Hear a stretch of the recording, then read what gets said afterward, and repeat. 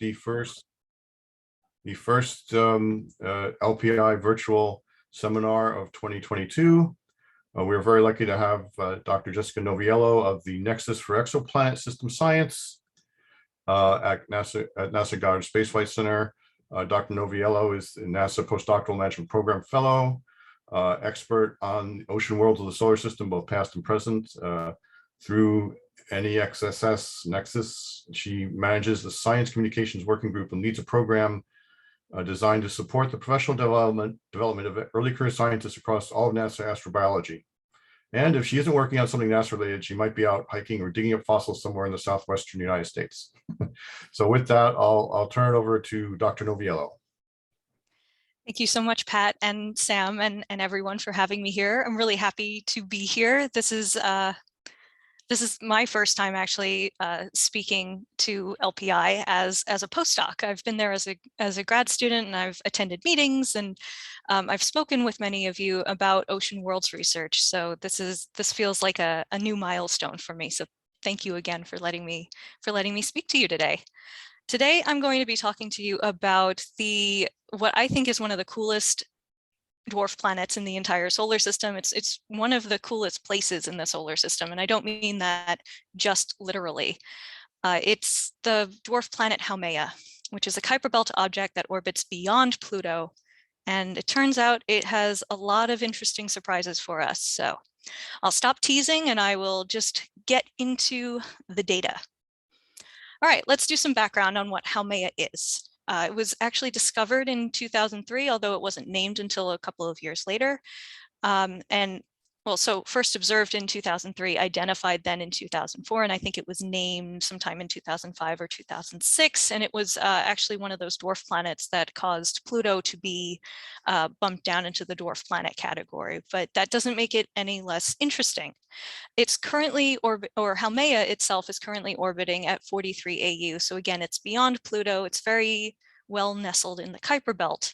And one unusual thing about it, among many, is that it has a very strong water ice absorption signature. And it turns out that over 90% of its surface is covered in water ice. There is an anomalous red spot that propagates longitudinally on one of its sides, but what that red spot is and the type of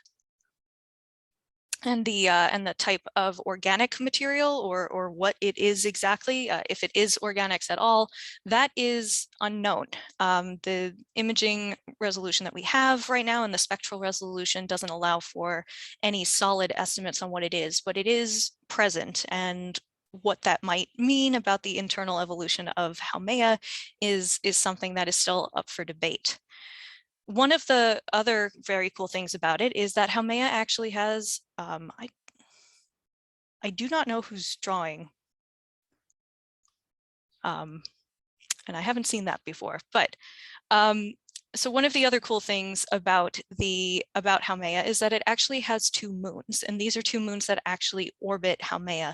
It also has a ring system, but these are not the only objects that are associated with Haumea. They're just the objects that are closest to Haumea.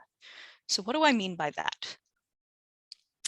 Oh, apologies. If you have any, if you have any kind of photosensitivity or you don't like looking at quick pictures, please look away for this next slide. It's a GIF of Haumea and its two moons actually moving around. But I do like to show it because I think it's very interesting that you can actually look and you can see this is actual data that was collected by our observing co-I Sarah Sonnet. And it's so cool to me that I can look at it and I can actually see Haumea and its two moons just moving around, and like, wow, it really is out there and it's doing everything that or almost everything that we would expect it to do. So moving on, some more specifics about Haumea. Of course, many of you might be familiar with the light curve analyses, which allows us to estimate what the size is from looking at the A to B axis ratio. That is the longest axis A compared to the middle axis B, and try to estimate what its size is based on the light curve. Light curves also allow us to get the spin period, which is yet another interesting thing about Haumea, in that the spin period of Haumea is very, very quick. It's 3.91 hours plus or minus some seconds, which is actually makes Haumea the largest, fastest spinning body in the entire solar system. So something that is so far out from the sun, covered in water ice, with at least 2 moons, a ring system, and it's also spinning remarkably quickly. Haumea is already turning into a big planetary puzzle, and we're not even done explaining it yet. One of my collaborators, Emily Dunham, actually did a lot of work to estimate the density of Haumea, and including an estimate of the density of Haumea's potential core, and found that the average density came out to about 2,000 kilograms per meters cubed, or 2.01 or 2.02 grams per centimeters cubed, depending on your preference for density measurements. So one other important thing about Haumea is that it could be modeled as a differentiated triaxial ellipsoid. And we use this assumption in our models going forward to try and figure out what is going on the inside, given that we know kind of what's happening on the outside. Again, we don't exactly know how big Haumea is. We have very good estimates though. But one of the downsides of a light curve analysis is that we can only get the axis ratios. We don't necessarily get direct measurements of its size, but we do know its mass, and we from that can estimate its density fairly well.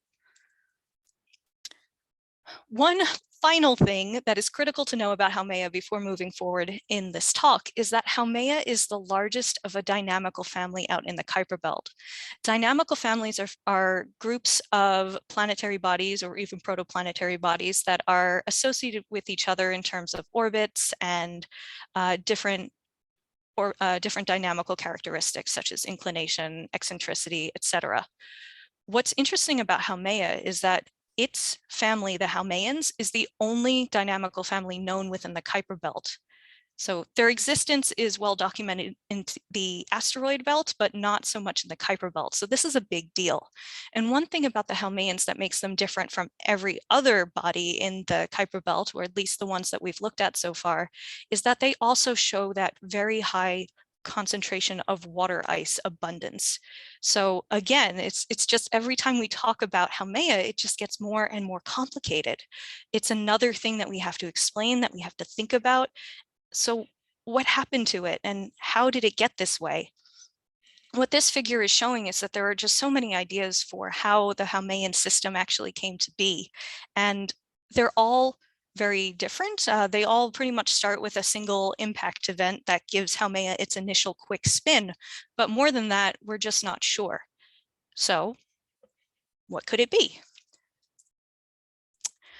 To recap and to explain the next steps, we have this big, Haumea is a big differentiated and quickly spinning object that's covered in water ice. We're not 100% sure how Haumea formed, but we can model its physical structure using a Fortran code that the PI for this grant, actually Steve Desch, wrote in Fortran that actually studies Haumea, assuming it is a differentiated triaxial ellipsoid. It gives us information about the A, B, and C axes, the different densities in the different layers, and just gives us a little bit more to go on because, again, the direct measurement of its internal structure is not possible at this point. So these recent estimates that were led by Emily Dunham put its core at about, it's more than half the size, and it's 17% ice mantle by volume. So this is a very icy body, ice-rich body, and that's going to have a lot of implications for what we'll talk about in the future. But one of the most interesting things that Emily found in her work is that the core of Haumea might actually be more clay-like than rock-like. And that has a lot of implications for the hydration and evolution of Haumea's interior. And I promise we will talk about that very soon. So here's our idea, the idea that I've been working on with Steve Desch and a few of our other collaborators for how the Haumeans formed.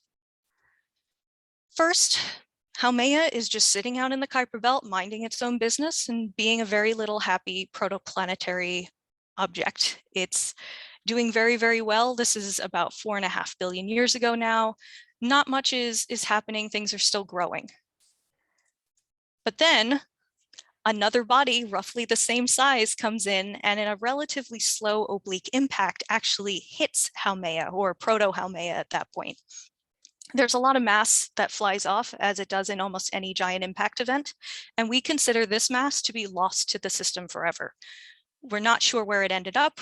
We're not sure if it ever came back, but for right now, it's just gone. But it's key that the impact is from two different or two similarly sized bodies, so that they're not too different and they don't have a cancellation effect where one of them actually destroys the other in some kind of catastrophic disruption. And what we think happens after this is how the story gets started. These two objects, because they have impacted together obliquely and slowly, they actually start to merge together instead of just breaking apart and then going their separate ways. What happens especially is that the cores are merging and differentiation is reset. If Proto-Haumea had been in any way differentiated at this point, all of that is gone. It's a reset button. We might as well consider Haumea to be brand new starting now. So this is what happens in this step, is that the differentiation clock has restarted and we're starting to differentiate again. The cores have merged, things are moving around, it's creating a lot of heat. So we also have this differentiation start to change Haumea's moment of inertia, which ends up being a very important concept for us as we move forward and try to figure out the story of how Haumea formed. As a very quick recap, when we talk about moment of inertia in planetary settings, many times it's used as a shorthand to estimate how differentiated a planetary body is. If it's a roughly spherical shape, then the idealized moment of inertia would be 2/5 mr squared, where m is the mass of the body and r is the radius of that sphere. But when we have a triaxial ellipsoid, it's slightly different. It's recognizable, but different. That instead of it being 2/5 mr squared, that constant out front is 1/5, and instead of being r squared, it's a squared plus b squared to represent the triaxial ellipsoidal shape. But in both cases, we can assume that these masses are the same. And to give some planetary context for this as well, that for most of the terrestrial planets, we have very good estimates of what their moment of inertia is. And something that is farther away from that 0.4 value or that 2/5 value is a more differentiated body than something that has a high, or sorry, I think I confused myself there. If it isn't close to 0.4, in terms of the normalized moment of inertia, that is the actual moment of inertia of the body divided by that mr squared that we would assume an ideal shape would have. If it's close to 0.4 for a sphere, then it's probably homogeneous and not very differentiated. If it's less than 0.4, then it's more differentiated. And then for the ideal value that we're aiming for with a completely homogeneous ellipsoid, what that value would be instead of 0.4, it would be 0.2. So that's what we're talking about here. And we're just keeping that in the back of our minds because, of course, changing the moment of inertia, assuming that angular momentum is held constant, changing the moment of inertia would change the spin period. So how did that spin period change? Excellent question. We think that as Haumea was differentiating, Haumea's spin period actually it sped up, which is amazing because it's already the largest, fastest spinning body in the solar system. And now we're saying it spun even faster when it was younger. And this speed was actually so great that it caused some material to fly off of the longest axis, the A-axis. And this material eventually, once it flew off, it eventually reaccreted and formed the moons, and it formed the ring system. So that's where we think those objects might have come from. But at the same time, the core is continuing to grow because differentiation is continuing on and on and on. And this is where we start going from geophysics and we start branching into geochemistry as well. As the heat from differentiation begins to melt the ice that was already present in the Proto-Haumea and the young Haumea, the water that has now melted percolates down into the core. And under that immense amount of pressure, it's actually starting to change the very composition of the core itself. That is, it's serpentinizing. It's a geochemical process that causes a fundamental change in the composition of different objects, and it makes it more clay-like, which is consistent with what Emily Dunham and her team found. So this is, again, changing the moment of inertia. So it's just constant changes to this moment of inertia and therefore the spin period itself, especially as material is continuing to fly off of the a-axis. Let's do a little bit more on serpentinization. So we know that this probably happens in the solar system because we have data from the meteoritics that we talk about, or that people analyze in labs. And carbonaceous chondrites have a bulk composition, or excuse me, a bulk density that is consistent with the bulk density of Haumea, at least from the most recent estimates. And these are largely composition, or these have the composition of things that have been aqueously altered, that have had some kind of interaction with water that has fundamentally changed how their mineralogic structure is. And a lot of times these are clays or hydrated silicates, like what we might see on a carbonaceous chondritic asteroid like Bennu. So this is, again, we're seeing these patterns in our solar system closer to Earth, of course, with the asteroid belt, but now we're seeing these patterns present also in the Kuiper belt. And we think, maybe Haumea's core is composed of these hydrated silicates. And maybe that means Haumea's core was hydrated in the past. And again, this is information that we knew, or that I knew before starting this project, but let's see if that's actually possible by going through and looking at the different geochemical and geophysical models that we have.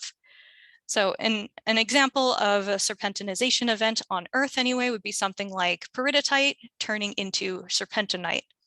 So just to show you that it can happen, and it does happen, and it probably did happen in the early solar system.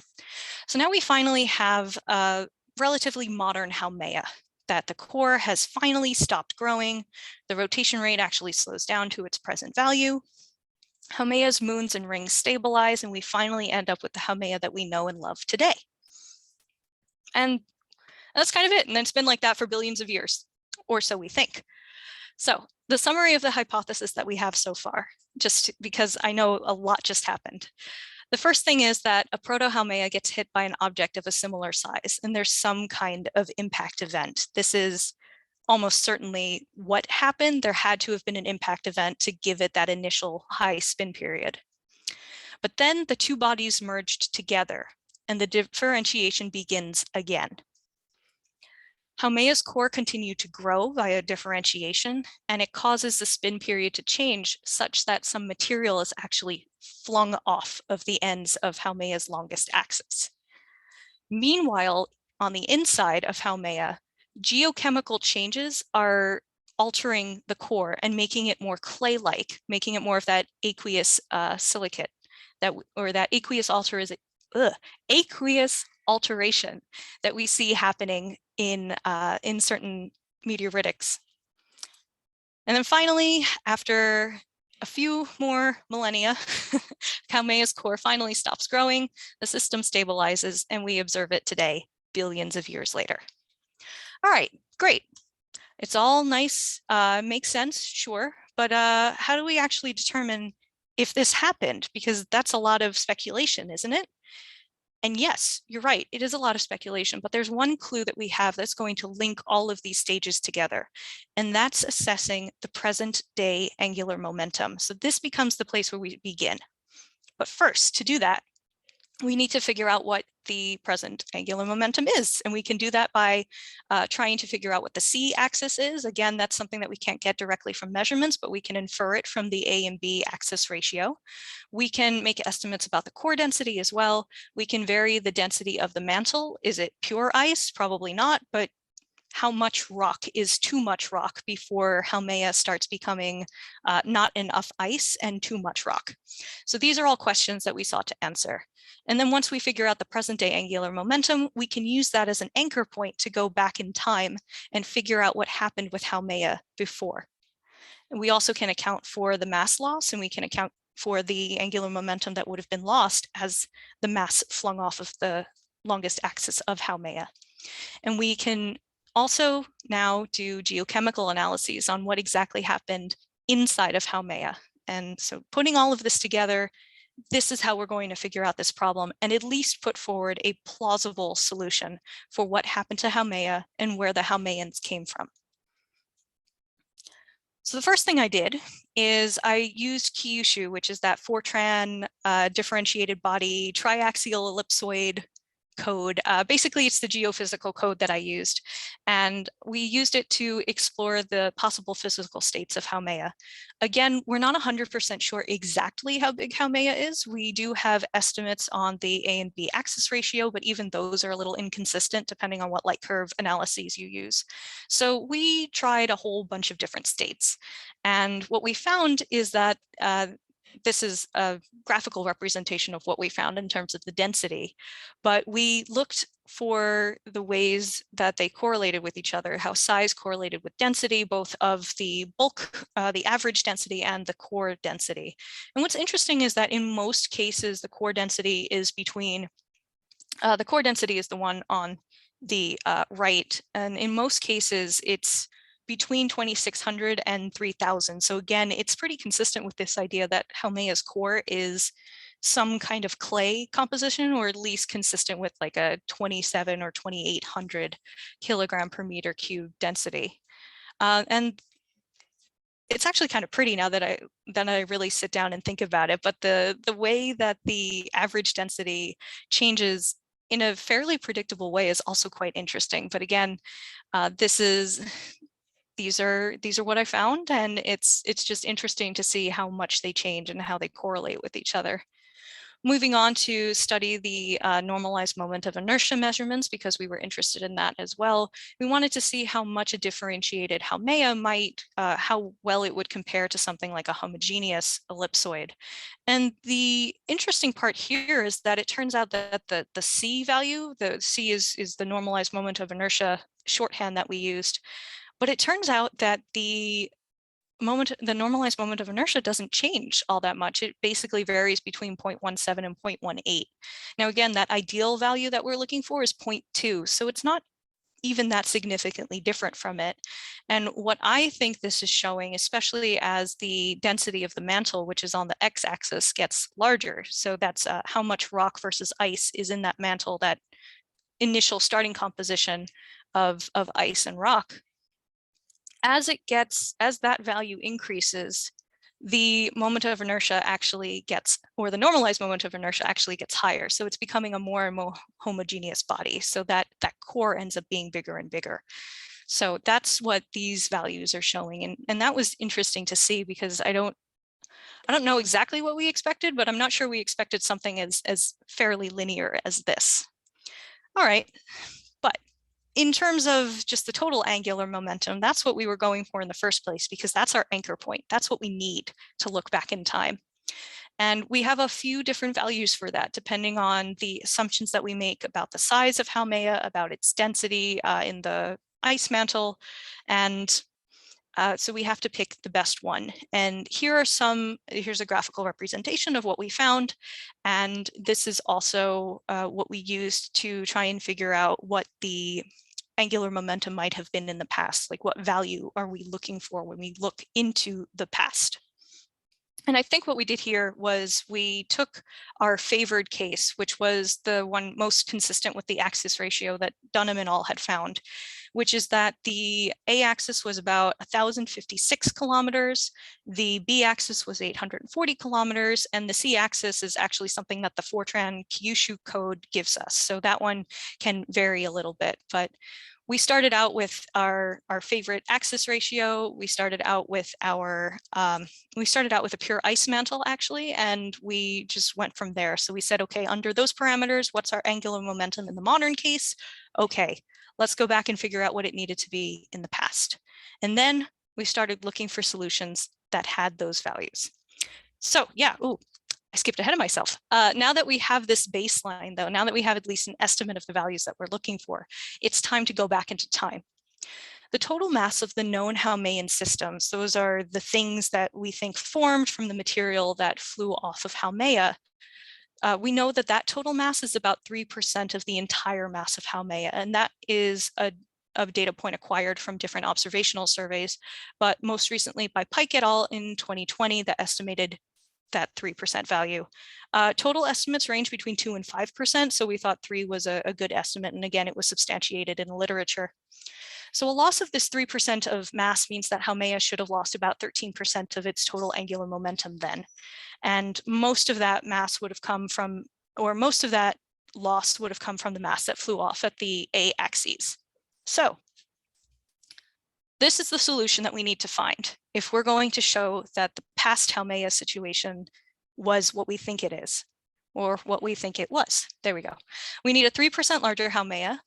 We need an angular momentum value J that is about 13% larger.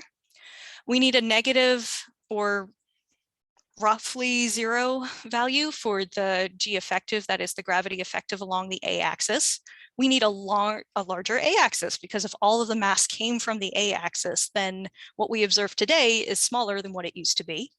We need a shorter rotational period, and we need a core density that is actually greater, so that when it serpentinizes, it goes down to the right density that we want it to be.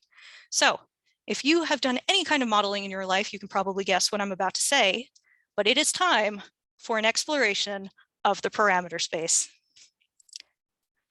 So I don't know how many of you are Marvel fans, but I very much enjoy these movies. And there's a scene at towards the end of Infinity War where Doctor Strange is going through 14.5 million combinations because he's trying to find the one way that the Avengers can beat Thanos, but he only finds one way.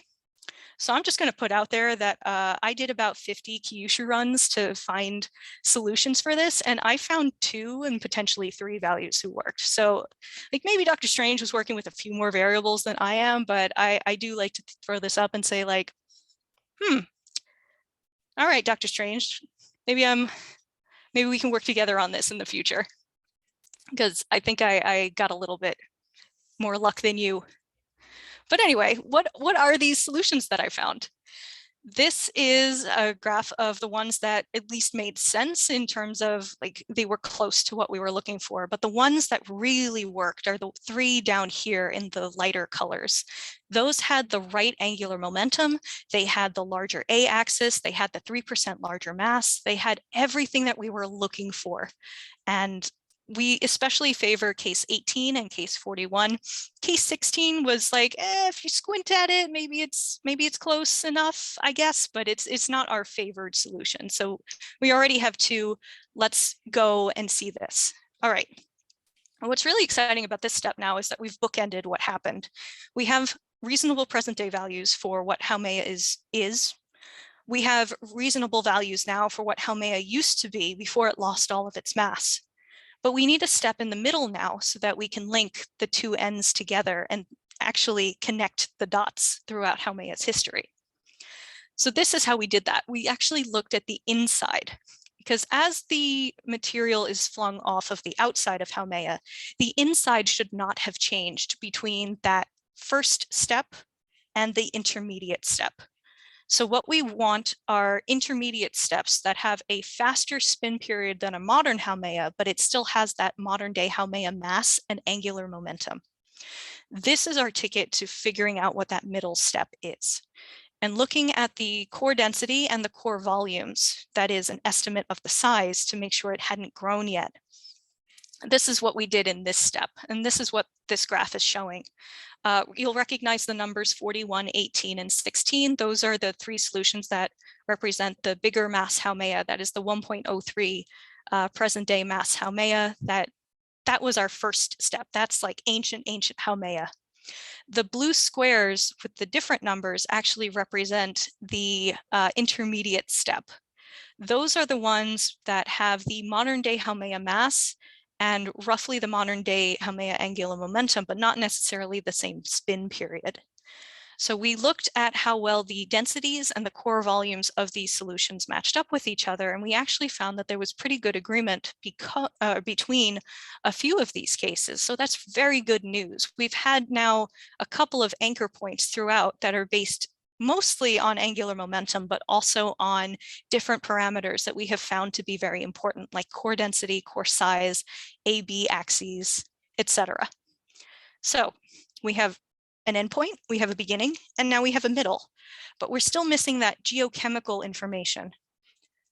So was serpentinization at work on Haumea? Is that actually what happened? Is it even possible, and would it have worked? So we investigated this question using the geochemical model called IcyDwarf. It is a one-dimensional C code. It's available on GitHub. I've put the link on the bottom of this slide. It's written and updated by Mark Navu, who is he's now at NASA Goddard. This code is fantastic, and he is fantastic. It can even do like tidal heating now. That's a relatively new update. So I highly recommend it if you are interested in doing this kind of work. But we used it here with Haumea to understand how the core specifically changed and how the internal differentiation of Haumea would have looked from a geochemical perspective rather than just the geophysical picture that we've been getting with the Kyushu code. So we can also use this code in the future to investigate whether or not there might have been cryovolcanism on Haumea that might have contributed to that red spot that we now observe. But for this particular project, that information is outside the scope of what we did here, but an area for future work, of course. So here are the graphs that we actually got from doing this modeling of Haumea. What we have up on the top left over here, this is a graph of the different temperatures. And the blue-green colors actually indicate temperatures where water could be liquid with the addition of different amounts of ammonia. So looking at the blue and green splotches actually shows places where there could have been liquid water actively moving around within Haumea. So already we know, okay, it is possible that water could have been present in its interior. So this is a really good step right here. What we have in the bottom left is a picture of the densities and how they change throughout time. So what I really want to call your attention to is actually this white spot that happens down towards the bottom right of that figure. And what this is actually showing is that there is a dehydrated part of Haumea's core, so that most of it ends up being hydrated between 2,500 and 3,000 kilograms per meters cubed.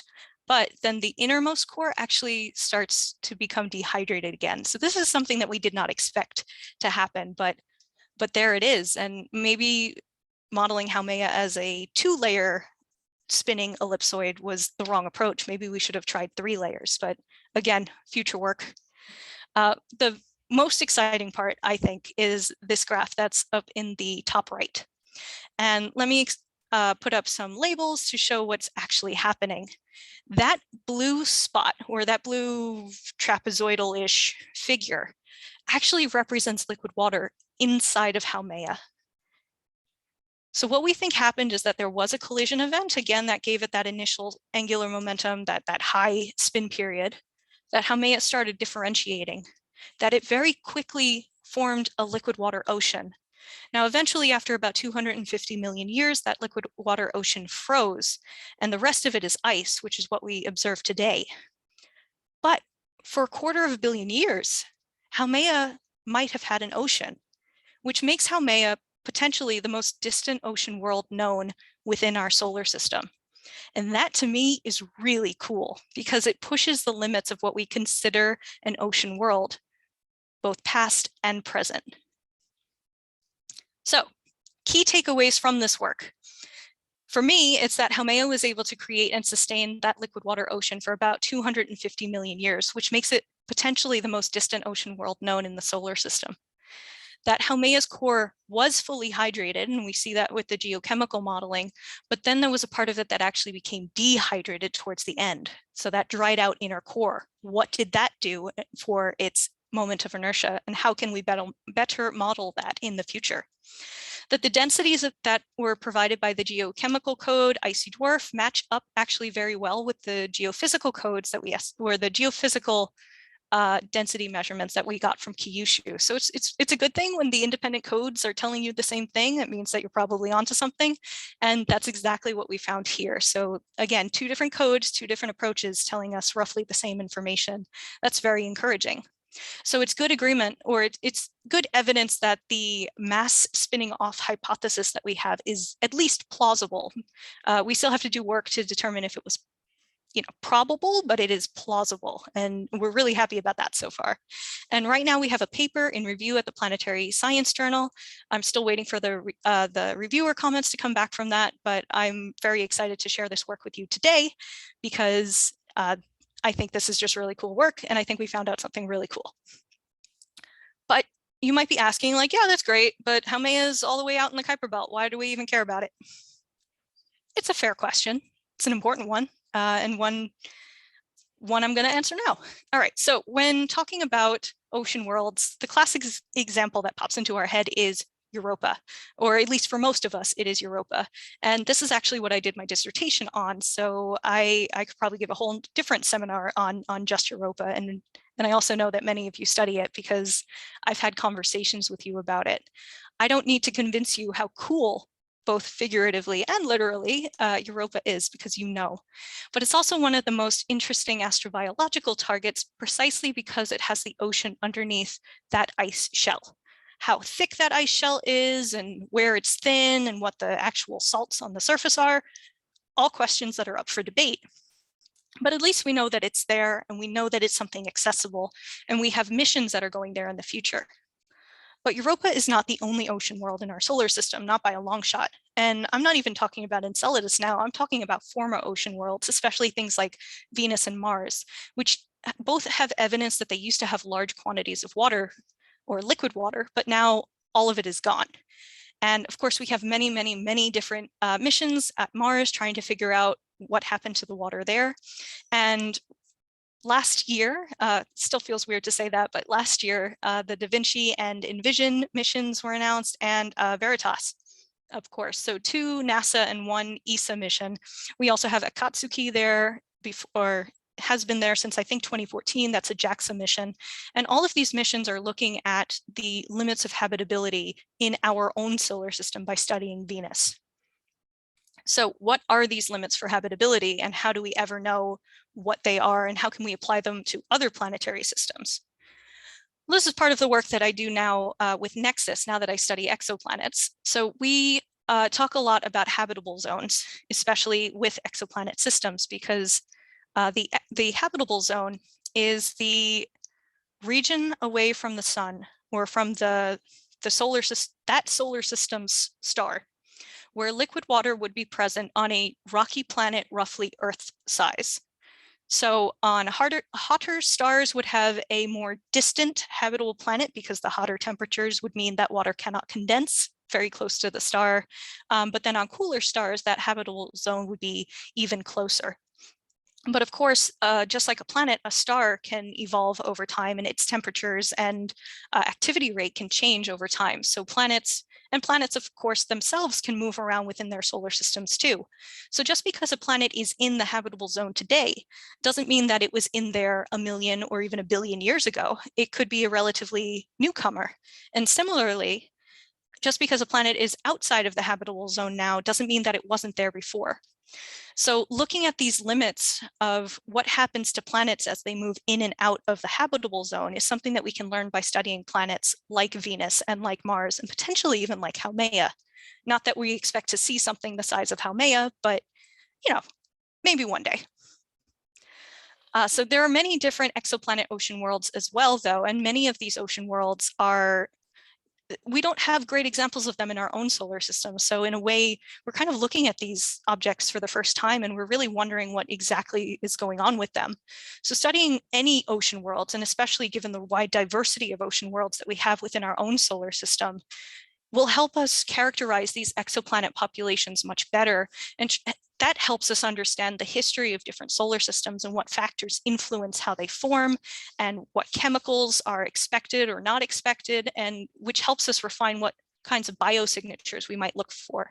If we know what signatures are anomalous, we can only do that if we know what signatures are typical. And we can only do that by studying what we have here in our solar system. And then I'm going to throw this work up because I think it's really cool. This was work that was led by Linnea Quick in 2020 that looked at how many exoplanets are ocean worlds and how many are active in terms of volcanism or cryovolcanism.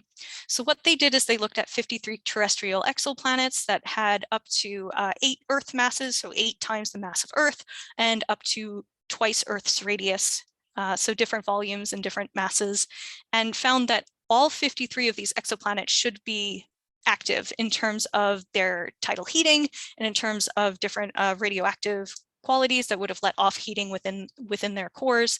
All of these planets that they looked at should be cryovolcanically active, and that roughly a quarter of these are active enough and hot enough that they could actually sustain an ocean within their interiors. So again, maybe a quarter of the planets that we look at out in exoplanetary systems could be ocean worlds. And what does that mean for the diversity of our own solar system? Like, are we actually missing ocean worlds? Should there be more than what we actually find? And this isn't even talking about any of the exoplanetary moons, because those are very, very, very hard to image. But with future capabilities of Webb and other telescopes that are going up in the near future, it makes us wonder what more we're going to discover. And being open to those discoveries is going to be very important. But the only way we can contextualize that is if we compare it to what we have in our solar system and fully understand what it is we're looking at here. So I do have a few slides now. I think I have enough time. Oh, wait, no, never mind. I do have some slides on the management work that I've been doing. If you want to ask me about that, please do. But I think I will stop here. I will leave this screen up. I have my email on this slide, and I'm very happy to take your questions. Thank you so much for listening.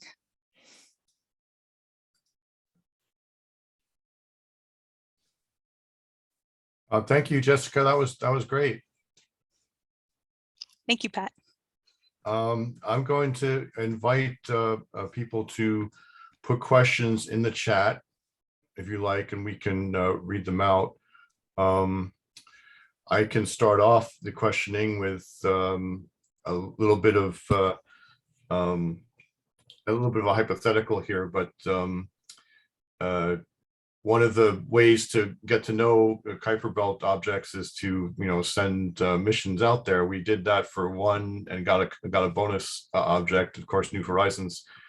I'd like to ask you if you could send a New Horizons mission to the Haumea system. What sort of thing, what sort of things would you look for as determinants of discriminants of what kind of thermal evolution or other kinds of evolution that it had? Would you change any instruments? Would you put, add something to look at a particular thing? And what, what do you expect to find, and what neat surprises do you think we might find? Ooh, this is a very speculative question. I love it, Pat. Thank you. I would. So I suppose I'm most familiar with the Galileo mission instruments. Okay, if you're not as familiar with the New Horizons one, that's fine. But think about what you might want to put on such a hypothetical. So yeah, of course I would want a camera, because I don't think you can have a planetary mission that doesn't have a camera on it. So that's number one for me. I would like. I know that there's an imager on, or there's a not mass. There's an imaging spectrometer on New Horizons, and I'm totally blanking on what its name is. It's not.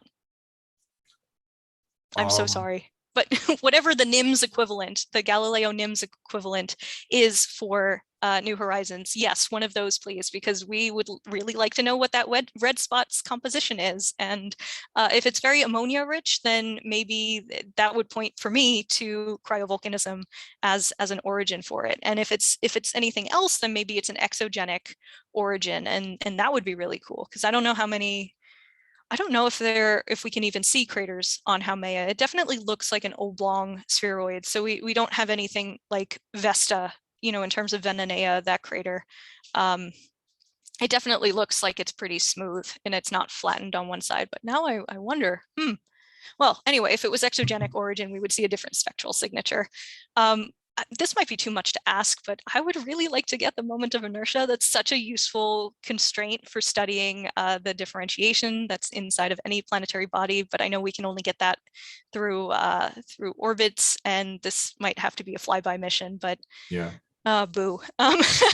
Looking for other Haumeans out there. We think that the ones that we have right now, and I say we as like the Haumea planetary community.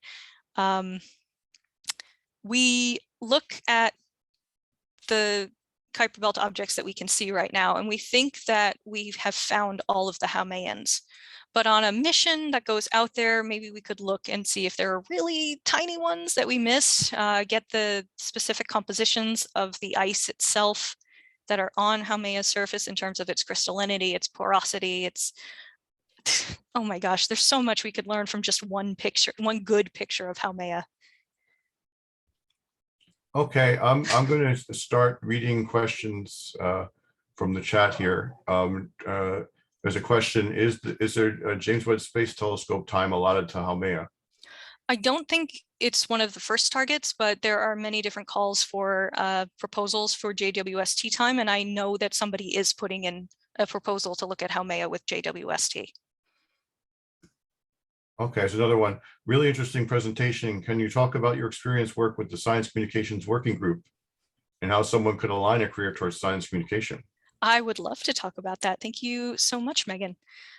So this is some background now on what I've done with the Nexus group. So Nexus is focused on exoplanet characterization, but also the exoplanet habitability. So that could be anything related to stellar evolution to like prebiotic chemistry. It might have a home in Nexus. So it's a very big and diverse research group. And because it's so big and diverse, I pitched this idea even before I was officially affiliated with Nexus for this Science Communications Working Group, or SQUIG. And actually, it's funny, we just had a meeting. We had a meeting an hour before I did this seminar. So I can say that we are still a group of Nexus members. We're passionate about science communication.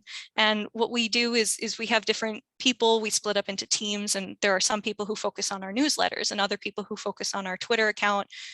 We have a couple of people who are actually running the official NASA astrobiology creative science writing contest. So if you're interested in submitting to that, the deadline is on Tuesday. That's an official event now as a part of the astrobiology science conference that's happening in May. So this is something that the Nexus Science Communications Group has done. So this is something I've been doing now for 2 years, and I would not be able to do it if I didn't have this remarkable team. So I really want to make sure they get the credit that they are due. And in terms of pursuing anything with science communication, it's something that you just have to do, and you just get more and more practice with as you go forward. Start now, and every little thing that you do counts to make you a communicator, a science communicator. And it's my philosophy that anytime you talk about science, you are a science communicator. So that could be like me talking to all of you today, or it could be the conversations that you have with your family around the holidays, or it could be with the person who is driving you in the Lyft or Uber. This is all science communication. So it doesn't have to be something as formal as a science communication group. However, if you are interested in doing any work with that Nexus might be interested in, you are more than welcome to apply to be a Nexus affiliate and then potentially even join the Science Communications Working Group. And we are very welcoming for everybody. All right. Cool. There's another question from the chat. How confident are you that Haumea originated or developed in the Oort cloud? I think that's the wrong place, right? that is big place. Yeah, I think we mean Kuiper belts. Kuiper belt, I think, is what's meant here, because maybe you can elaborate on the differences between those two realms of the solar system. So the Oort cloud is where comets are born, or at least that's in my head. That's just the factoid that's there, and that is even farther beyond the Kuiper belt. The Kuiper belt is really cool. Actually, there's a lot to be said about Haumea's dynamical evolution. I only talked about the geophysical and geochemical stuff, but so Kuiper belt objects probably formed where they are. Well, for the most part, and they did. Okay, can we remind the audience where that is, where is, how far out? Excellent. Yes, Pat, excellent. Thank you. So the Kuiper belt is think of it as the asteroid belt, but it's beyond Pluto. And so Pluto is at 39 AU, and the Kuiper belt, I think officially it starts at 40, and it goes until, actually, I'm not sure. It goes for a while, and then the Oort cloud starts. And I don't actually remember what the delineation is between the Kuiper belt and Oort cloud. If somebody wants to put that in the chat, I would really appreciate it. Isn't it kind of, it says a little fuzzy? It's probably, yeah, maybe that's why I don't know it. Thank you. So, but So think of it as like the asteroid belt, but it's beyond Pluto. And a lot of the big difference between the asteroid belt and the Kuiper belt, aside from the distance from the sun, is that the Kuiper belt had to contend with a lot of interactions from the nearby gas giants. So at the time that the solar system was still very young, Jupiter was moving around. I guess it was just looking for its home, and it just started pushing other things out of the way, like Saturn, Uranus, and Neptune. And Neptune's moon Triton is thought to be a captured Kuiper belt object because Neptune at one point interacted with enough Kuiper belt objects that one of them was actually captured. And we think that Haumea too was affected by Neptune's migration in the outer solar system. And this is a part that's a bit this is a part that definitely needs a little bit more work done on it, but because of the geochemistry that we've been able to, and geophysics and geochemistry that we've been able to run, we think we've been able to constrain the timescale for which Neptune was bouncing around in the outer solar system, which again constrains when the Triton capture event would have happened. And we're thinking this would have happened between about 30 and 80 million years post calcium aluminum inclusion formation. So I think we're pretty happy to say that Haumea would have formed out in the Kuiper belt and that it had a lot of interactions around there, and it was then affected by interactions with Neptune, and Neptune propagated from all of the other gas giant interactions. So it's a lot going on. Even out there, as the inner solar system was getting bombarded, the outer solar system was getting its fair share too. All right, so, and there's one more question. Does Haumea have moons? Yes, it does. It has 2 moons, Namaka and Ha'iaka. So, and these are Hawaiian names. They are named because Haumea was actually discovered at one of the observatories on the big island of Hawaii. And Haumea is the Hawaiian goddess of fertility. And because it has moons, the 2 moons were thought to be Haumea's children. So in a way, they kind of are, if they did indeed form from the mass that flew off. Isn't Hiyaka also the name of a patera on Io? Yes. Okay. But they had to keep the family line consistent in the naming of the moons, correct? Yes, So I had to think use it for both. I'm okay with reused names. It sounds good to me. It keeps things consistent. Mhm. It's a beautiful name. It is. And I'm certainly not in charge of naming it, but I don't think I could have done any better. Mm-hmm.